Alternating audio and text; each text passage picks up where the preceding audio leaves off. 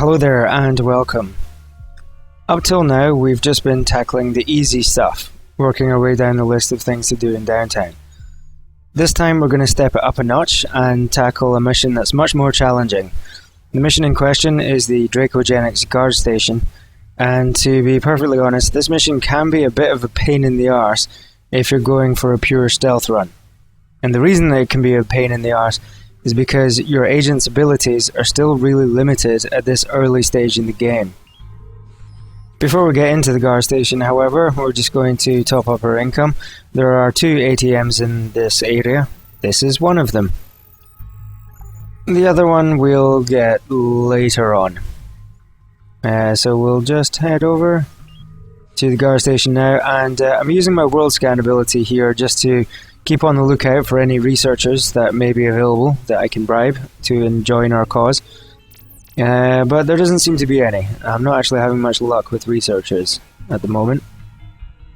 So this is the guard station here, and the big door with the green lights all lit up like Christmas is where we're going to get to. That's our objective.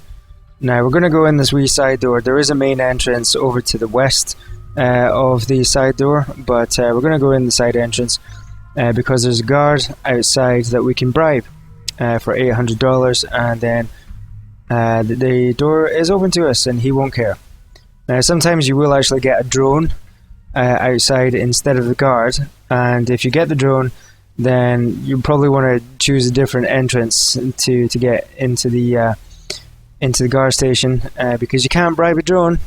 No, you can't bribe a drone, just like Mother used to say. So I choose a different entrance, or just reload the game and until you get the guard instead of the drone. Because you could shoot the drone, but then that would attract the attention of guards both inside and out on the street, and you'll end up in a big firefight, so you don't really want that.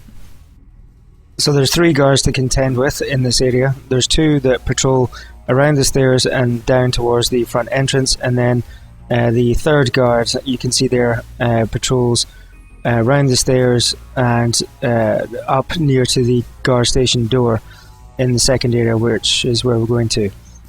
You'll have noticed that the security camera didn't spot me, however it's not a problem. It didn't raise the alarm because I managed to get into cover quickly, and as long as you do that, then you'll be fine.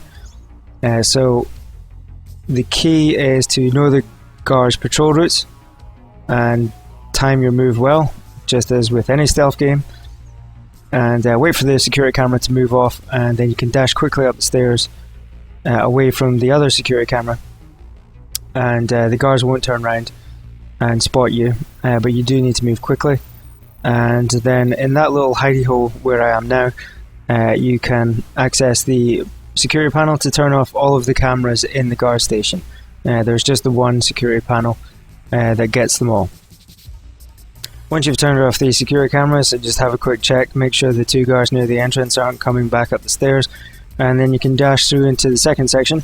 And there's a useful hidey hole, another useful hiding spot around here, although I do actually get spotted by the drone here, although because I'm now in cover, it just moves off after a while and goes back to a normal patrol. Drones are very good at spotting things, and there will usually be a drone somewhere in the guard station. If it's not out the front, then it will be in place of one of the guards, either near the entrance or in this area. The guard that's closest to my men and approaching, and who is now going up the ways, is the one that moves back and forth between the second area and the entrance. He tends to go down the stairs and then he'll come back up, and this gives us the opportunity, once he's moved off, to send our infiltrator around and up into the building. The other 2, the drone and the guard, will go round that corner, so we've got plenty of time for it to get him in and then out again. As soon as he comes out, I just turn on his cloak ability, which is C on the keyboard, and then there's a vent up in the northeast corner that we can use to escape. The vent in the northeast corner leads back out onto the street, so it will take us out of the restricted area altogether, and our infiltrator, his alert status should disappear because he'll just go back to being a man on the street. Unfortunately, we couldn't use the vent on the street to enter the guard station because it's a high vent, and we can only access those later in the game once you've got certain augmentations, or the infiltrator has an ability that you can unlock that gives him access to high vent. But at this stage we can't use it. We can only use it to escape. The infiltrator's also picked up a prototype weapon that we can research as soon as we get our remaining 3 agents out of this area as well.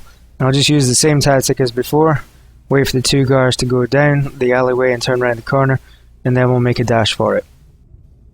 Even though our other 3 agents haven't really done much so far, they've still been gaining experience, because even just hiding in cover gives you experience if you're in a place where you shouldn't be and your alert status is tripped on high alert. You still rack up the experience points. So it's worthwhile bringing your agents along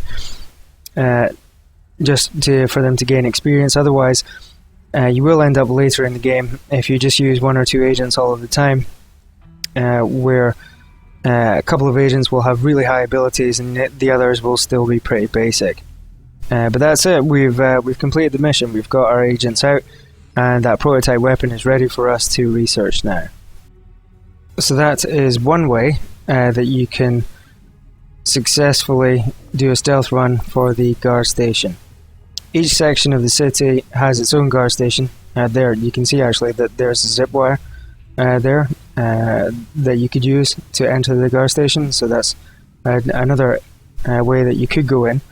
However, if you do use that, then at least one of your agents, and probably more, will fall off before they land, because we don't have the zip claw yet. So going in that way is a bit risky. Down here is the second ATM that I mentioned, so we'll just hack that, and then that's it for this video. Agent 2 also has a skill point to spend as well, so we'll do that too. And there's a couple of guards here. Go away. Okay, so yeah, skill point. For Agent 2, I'm going to select the leadership ability, because apart from Will Scan, that is his most useful ability, because it increases the energy for all of your agents and also increases their energy regeneration rate. And energy is what powers all of your abilities, including sprinting, for some reason. I'm not sure why. Okay, so these guards moved off now, and we can just hack this ATM. So that's it. Thanks for watching. I'll see you in the next video for an even more challenging mission. Oh my god. Bye!